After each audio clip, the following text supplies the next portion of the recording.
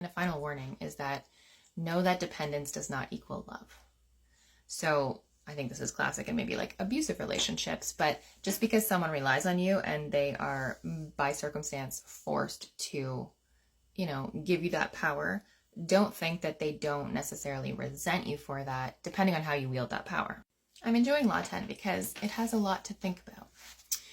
The ultimate power is getting people to do as you wish. However, you don't want to always have to hurt them or even pay them, right? So if you're the master and you employ, let's say, servants, but you can't function without their help, right? If they all mutinied, let's say, you would starve, then do you really have power over them? This is talking about both perspectives. So if you are the person in power, you don't want to depend on others.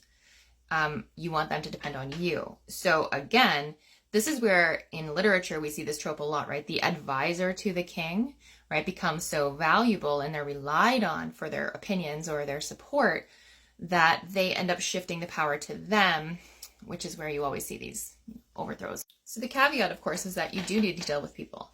So if you were truly independent, he said you would go and live in the woods in a cabin and you would be free, yes, and you wouldn't have to think about manipulation, true, but you wouldn't have any power to speak of.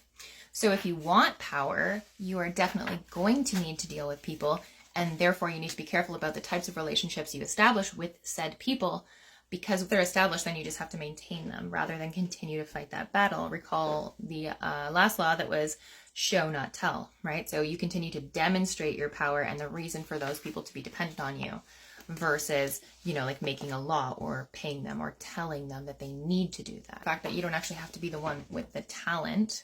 You need to be the one that the talented relies on in order to have the power. And it makes me think of, the queen is the power behind the throne, right? She's the confidant of the king.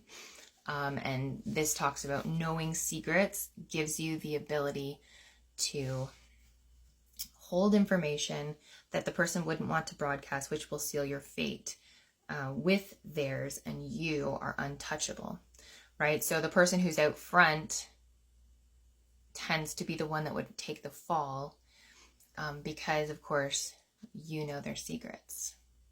Well, you've already been warned many times that power and manipulation is a dangerous game.